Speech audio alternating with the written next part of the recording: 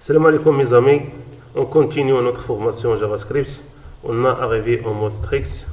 On va voir c'est quoi le mode strict.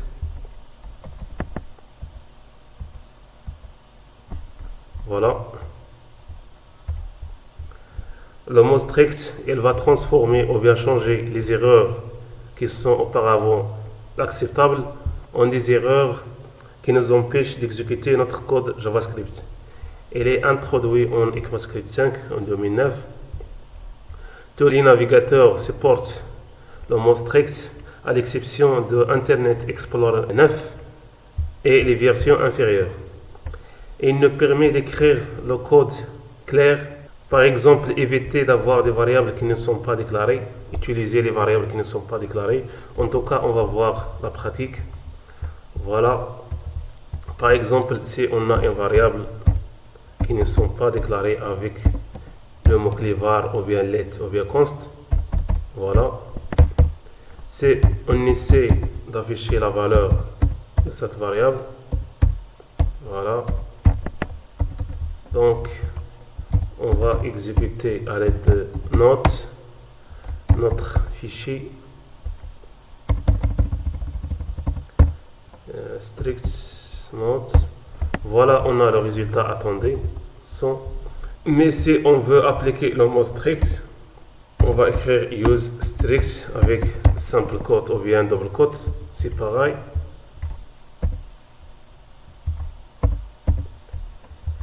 Donc, on essaie d'exécuter à nouveau. Voilà, on a une erreur. Number is not defined. La variable n'est pas définie. Mais si on ajoute le mot-clé var ou bien let ou bien const et on essaie d'exécuter à nouveau, voilà, on a corrigé notre erreur. Donc, le mode strict, il nous permet d'avoir le code clair et d'éviter beaucoup de bugs dans notre programme. On passe à autre chose, c'est le hoisting. Le hoisting, c'est le compilateur JavaScript, il va déplacer toutes les déclarations des variables ou bien des fonctions vers l'entête de notre programme pour éviter les erreurs de la déclaration. On va voir un exemple. Hoisting. JS. Par exemple, si on a une variable x avec la valeur 10, on veut l'afficher.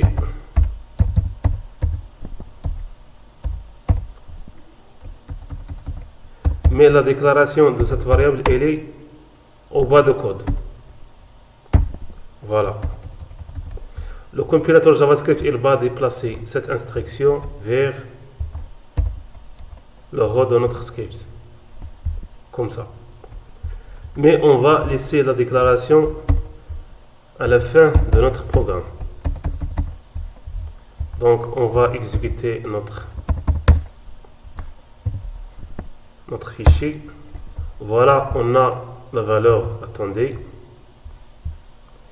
Le hoisting, il s'applique avec le mot-clé var, mais il ne s'applique pas avec let et const.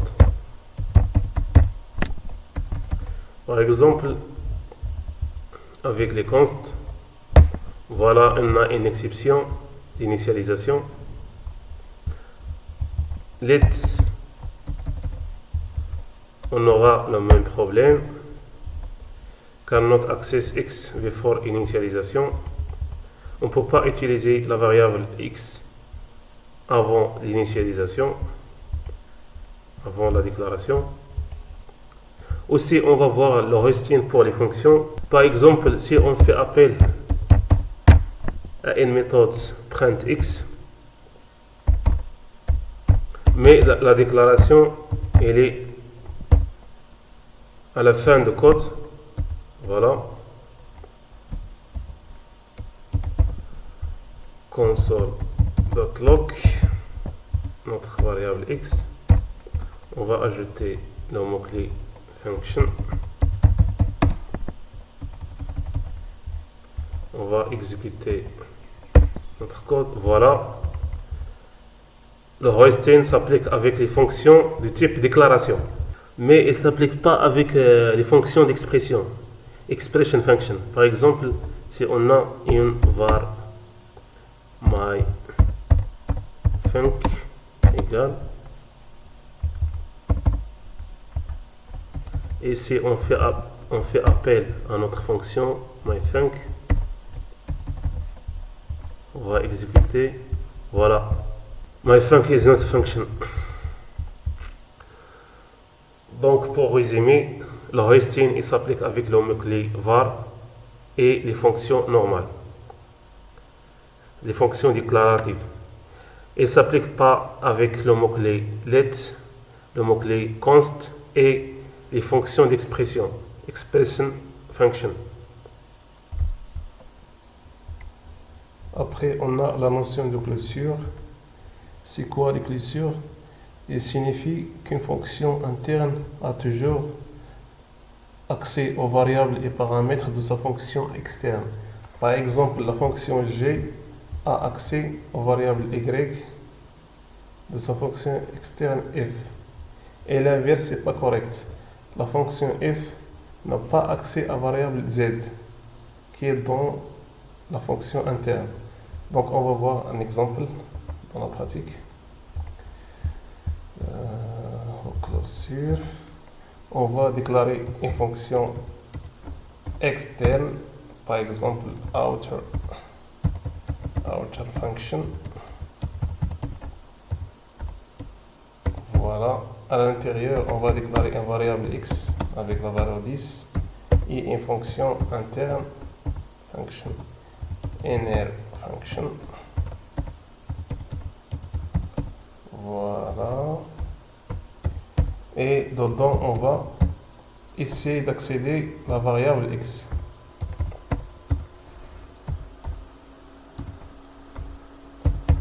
On fait appel à notre inner function et à l'intérieur, on fait appel à notre outer function.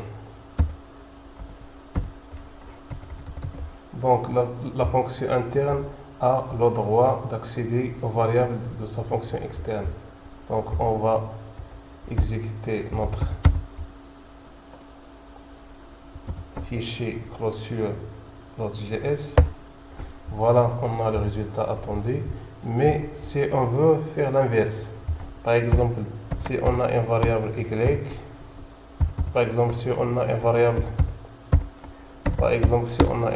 y avec la valeur 20 et on veut l'afficher à l'intérieur de la fonction externe, à ce niveau-là.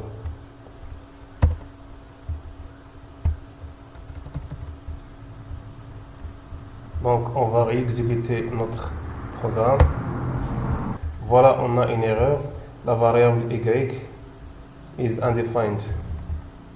Il est indéfini à l'extérieur de la fonction interne.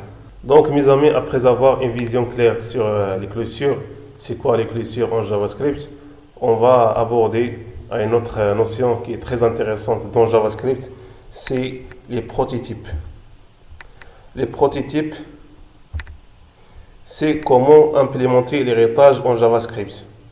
C'est-à-dire, chaque objet peut avoir un objet prototype pour hériter toutes les méthodes ou bien les fonctions qu'il aura besoin.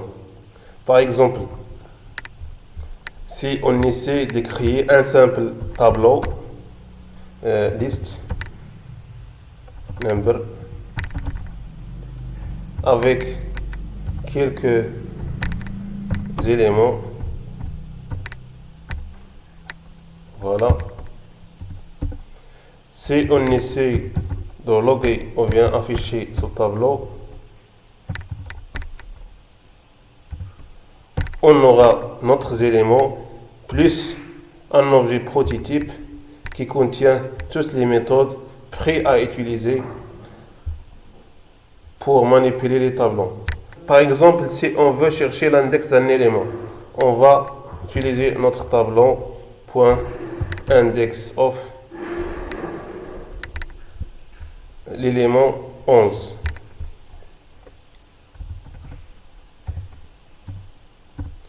Il se trouve dans l'index 1. Donc, voilà l'objet prototype qui est prêt à utiliser, mais parfois on a la possibilité de créer notre propre objet prototype.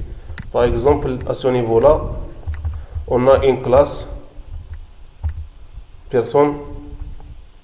On va essayer de créer un instance personne new person avec les valeurs first name c'est Mohamed, last name Afifi et gender masculin.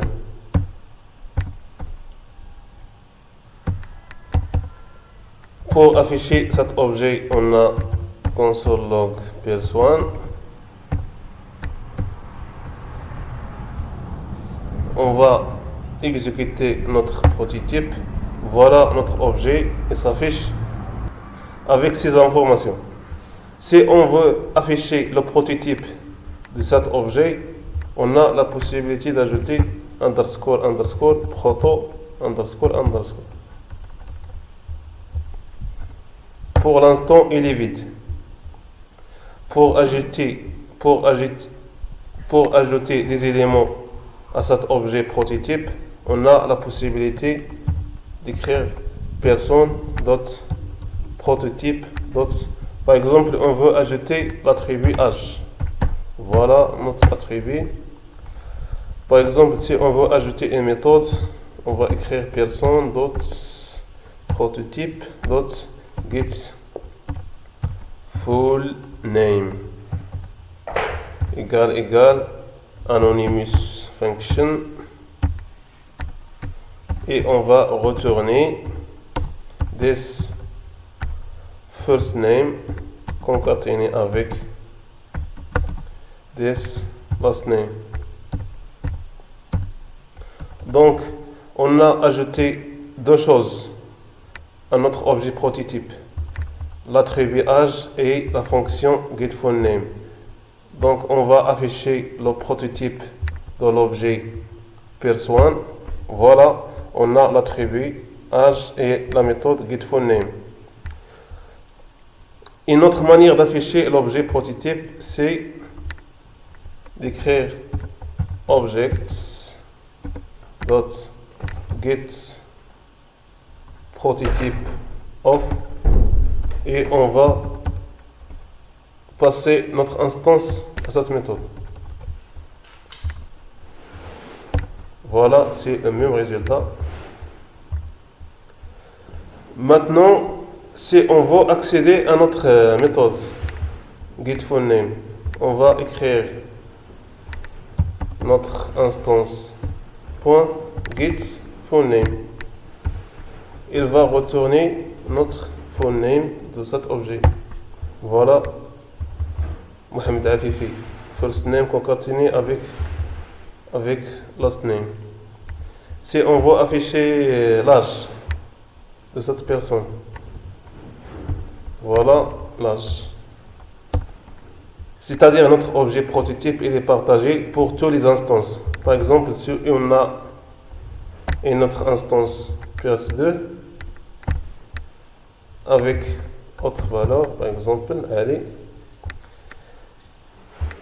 si on veut afficher getFullName de cette personne,